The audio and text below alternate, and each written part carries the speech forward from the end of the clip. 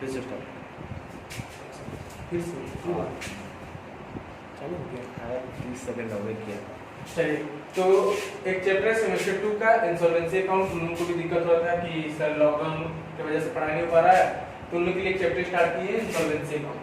ठीक है, interesting chapter है, समझते क्या है। तो इंसॉल्वेंसी समझने से पहले आगे हम लोग इंसॉल्वेंट समझ लेते हैं, क्योंकि इंसॉल्वेंट से ही इंसॉल्वेंसी बना है। तो इंसॉल्वेंट होता क्या है? इंसॉल्वेंट का हिंदी मीनिंग होता है दिवालिया। नाम सुने होंगे आप लोग कि लोग बिजनेसमैन दिवालिया हो जाते हैं। तो दिवालिया कैसे होते हैं आखिर?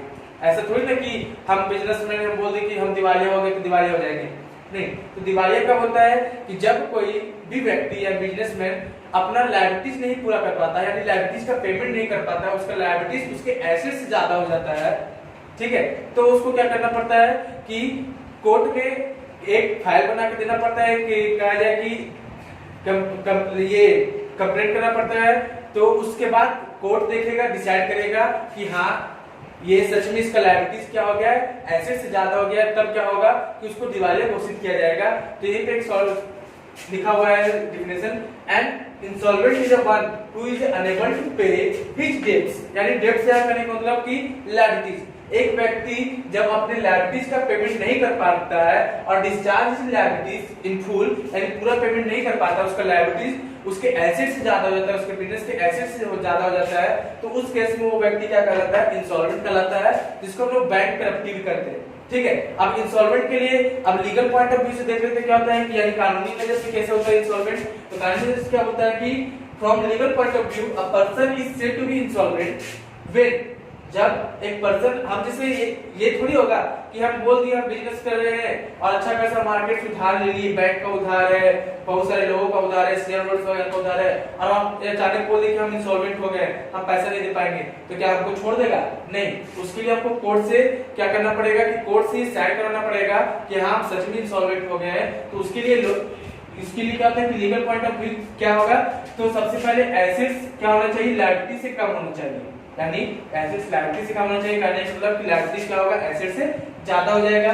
और दूसरा कहना चाहिए कि अब ऐसा नहीं कि हम बोल दिए कि हाँ मेरा क्या है कि एसेट्स क्या है कि लायबिलिटी से ज्यादा हो गया, सॉरी लायबिलिटीज क्या है एसेट से ज्यादा हो गया, तो सारा शेयर होल्डर्स बैंक वगैरह मान लेगा कि हाँ चलो तुम सही बोल रहा है और मान लेगा। नहीं, आपको कोर्ट में एक फाइल बनाना पड़ेगा, वो देना पड़ेगा, कोर्ट में इशू करना पड़ेगा कि हाँ हम सच में दिवालिया हो चुके हैं, हमको दिवालिया घोषित कर दिया जाए, ताकि हमारे शेयर होल्डर्स जितने भी क्रेडिटर्स वगैरह हैं, बाकी वगैरह जिससे लिए हुए वो हमको तंग ना करे। इसी का क्या होता है कि court has passed an order of adjudication, यानी कोर्ट के द्वारा एडजुडिकेशन के द्वारा ये ऑर्डर पास किया जाता है कि ये व्यक्ति सच में दिवालिया हो गया है। ठीक है, अब होता क्या है कि सर दिवालिया का इफेक्ट क्या होता है? तो दिवालिया जब होता है तो जो कोर्ट से एक व्यक्ति आता है, ठीक है, कोर्ट से एक व्यक्ति आता है, वो आपका सारा सारा एसेट्स वगैरह चेक करेगा, लायबिलिटीज वगैरह चेक करेगा, हर जगह आपके नाम पे क्या क्या एसेट्स है पूरा A to Z चेक करेगा। उसके बाद जब उसको लगेगा कि नहीं सच में आपका लायबिलिटी ज्यादा हो चुका है,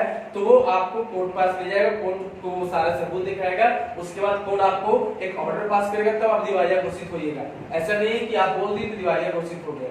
ठीक है, ये था इंसॉल्वेंट। और हम लोग बात करते हैं इंसॉल्वेंसी। ठीक, अब इंसॉल्वेंसी क्या होता है कि एक देख रहा है कि ये डेफिनेशन इंसॉल्वेंसी का proceeding by which an officer appointed by the court.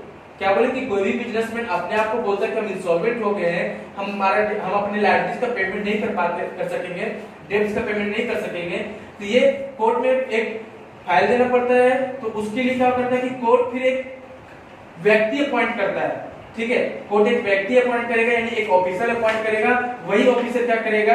Appointed by the court is taking over the position of the property, और सारा उस बिजनेसमैन का, जो भी व्यक्ति अपने आप को इंसॉल्वेंट मान रहा है, उसका सारा प्रॉपर्टीज क्या करेगा? अपने पोजीशन में ले लेगा, अपने अंडर में ले लेगा, और सारे एसेट्स का वैल्यू चेक करेगा कि ये एसेट्स इसके पास कितने का है। ठीक है, of an debtor for the benefit of his creditors. क्यों? ताकि वो क्या कर सके कि जितने भी आपका एसेट्स है, उस एसेट्स को बेचकर किसका पेमेंट कर सके? तो क्रेडिटर्स को पेमेंट कर सके। ठीक है, the properties is realized and distributed among creditors equality. और प्रॉपर्टीज क्या होगा? रियलाइज होगा, जो भी बिजनेसमैन का जो इंसॉल्वेंट हो चुका है उसका प्रॉपर्टीज रियलाइज होगा। मान ली उसके पास बिल्डिंग है, कार है, मशीन है, जो भी चीज है सारा चीज बेचकर ये क्या करेगा, पैसा रियलाइज करेगा वो व्यक्ति जो कोर्ट के द्वारा आया है, और जितने भी आपका क्रेडिटर्स यानी लायबिलिटी सबको जैसे होगा रेशियो में देगा, रेशियो में बांटेगा। आगे हम लोग पढ़ेंगे क्रेडिटर्स भी 4 तरह का क्रेडिटर्स होता है, वो आगे पढ़ेंगे। और जिसको जितना पैसा होगा वो क्या होगा, उस तरफ से रेशियो में देते जाएगा। ये नहीं होगा कि आपका आप बोल दिए कोर्ट में हम इंसॉल्वेंट हो गए, इंसॉल्वेंट घोषित कर दिया, और कोई आपसे इंक्वायरी नहीं करेगा। वो इंक्वायरी करेगा, आपको एक जो सर्टिफिकेट मिलेगा, एक तरह से कहा जाए कि आपको क्रेडिटर से बचने को सर्टिफिकेट मिलता है कि हाँ आप इंसॉल्वेंट हो चुके हैं। और एक बार अगर आपको कोर्ट ऑर्डर दे दिया है कि हाँ ये व्यक्ति इंसॉल्वेंट हो चुका है, तो फिर कोई भी क्रेडिटर्स कितने भी चाहे बैंक का बाकी हो या किसी का बाकी हो, आपको कुछ नहीं कर सकता। ठीक है, इसको नोट डाउन कीजिए, आगे आप समझते हैं। आगे देखते हैं, when a person can be declared insolvent, कब एक व्यक्ति इंसॉल्वेंट डिक्लेयर हो जाता है, किस केस में इंसॉल्वेंट डिक्लेयर हो जाता है। हम आपको पहले ही बता चुके हैं कि ऐसा नहीं है कि वो तुरंत क्या होगा, हम बोले और इंसॉल्वेंट घोषित हो गए। जैसे आप लोग सुने होंगे इंडिया में बहुत सारे लोग क्या हुआ कि भाग गए बड़े बड़े बिजनेस में, जैसे मेहुल चौकसी, नीरव मोदी, ये सब बहुत सारे, विजय माल्या, ये सब क्या हुआ कि बहुत सारे लोग भागे।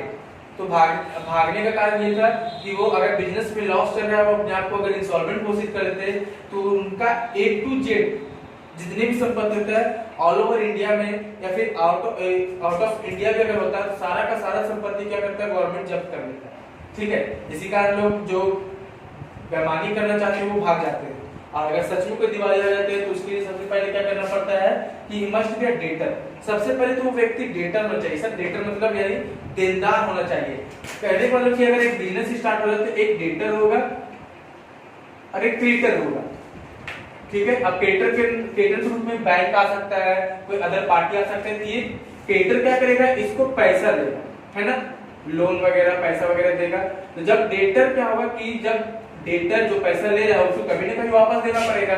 जब डेटर का क्या होगा, he must be a debtor, सबसे पहले वो देनदार होना चाहिए, क्योंकि जब देनदार है नहीं तो भैया कहेगा इंसॉल्वेंट। तो सबसे पहले देनदार होना चाहिए and his assets must be insufficient to meet all his liabilities, और उसका एसेट्स क्या होना चाहिए, इनसफिशिएंट होना चाहिए। कहने का मतलब कि हम अगर बिजनेसमैन है, हम मार्केट से उधार ले लिए हैं, यानी मेरे क्रेडिटर्स हो गया है, क्रेडिटर्स हो गया 20 लाख, ठीक है, लेकिन मेरे एसेट्स है अभी मात्र मेरे पास एसेट्स है 5 लाख। एसेट्स कितना है, 5 लाख का एसेट्स है। तो इस केस में मेरा एसेट्स क्या है, कम है, और लायबिलिटीज बहुत ज्यादा है, और उनको लगता है कि नहीं हम बिजनेस भी नहीं संभाल पा रहे हैं, तो हम अपने आप को क्या करेंगे, इंसॉल्वेंट घोषित कर देंगे।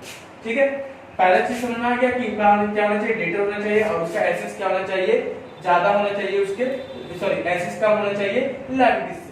ठीक है, दूसरा क्या है, he has committed in act of insolvency, और ये नहीं कि सिर्फ हम बोले, आप हमसे पैसा लेने के लिए आए, बिजनेसमैन आपसे पैसा लेने के लिए आए और हम आपको बोल दें कि हम इंसॉल्वेंट हो गए और आप मान के चले जाइएगा, ऐसा नहीं है।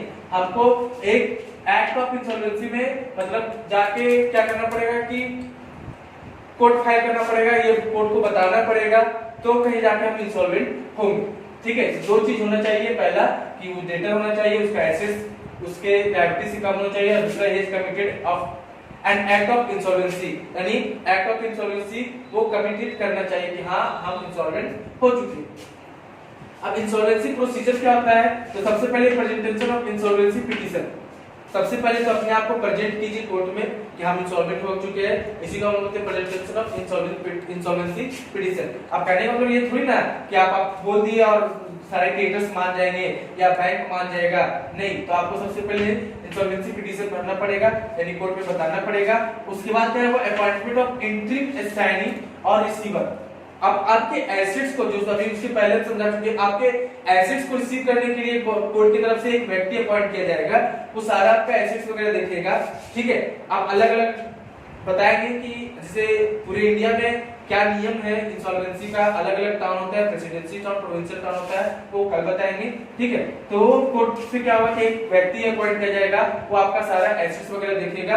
ठीक है, आगे पिटीशन होगा, पिटीशन के बाद ही अब चाहे तो क्या होगा, कभी भी गवर्नमेंट कोर्ट कभी भी आप पिटीशन भर दिए, पिटीशन के बीच में आप जब तक इंसॉल्वेंट घोषित ना हो जाए तब तक, और जब तक आप पूरे तरीके से डिक्लेयर, तब तक क्या करेगा कि वो आपका जो भी आएगा पॉइंट होगा ऑफिसर, वो आपसे कंटिन्यू पूछताछ करता रहेगा, कंटिन्यू आपका एसेट चेक करता रहेगा, सारा इंफॉर्मेशन लेता रहेगा।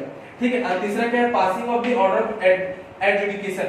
अब जब एसआईडी सारा रिसीव कर लेगा और देख लिया जाएगा कि हाँ सच में आपका लाइबिलिटी एसेट्स ज्यादा हो गया है, तो गवर्नमेंट के द्वारा एक ऑर्डर एडजुडिकेशन पास हो जाएगा कि हाँ आप इंसॉल्वेंट हो गए हैं, आपको अब कोई कुछ नहीं कर सकता। गवर्नमेंट की तरफ से एक ऑर्डर पास हो गया कि कोर्ट की तरफ से एक ऑर्डर पास हो गया कि ये व्यक्ति यानी ये डेटर इंसॉल्वेंट हो चुका है, इसको पैसे के लिए तंग ना किया जाए। ठीक है। और लास्ट डिस्चार्ज ऑफ इंसॉल्वेंट। ठीक है। तो जैसे हम लोग क्या बोलेंगे, स्कूल से निकलते हैं तो हमको लिविंग सर्टिफिकेट मिलता है, तो आप इसी तरह से समझिए कि एक तरह से आप अपने बिजनेस से आउट हो रहे हैं। ठीक है। दिवालिया हो गया, आपका बिजनेस पूरा डूब जा रहा है, तो आपको एडजुडिकेशन पास कर दिया गया कि आप इंसॉल्वेंट हो चुके हैं, लेकिन उस एडजुडिकेशन जो पास हुआ है वो कोर्ट आपको खुद ला के नहीं देगा। ठीक है। वो लास्ट स्टेज है डिस्चार्ज ऑफ इंसॉल्वेंट का, वो आपको कोर्ट जाकर खुद लाना पड़ेगा, ताकि आप क्या हो, वो आपके लिए कहा जाए कि सेविंग से मतलब सेफ्टी है, कि सेविंग नहीं बोलते, सेफ्टी है।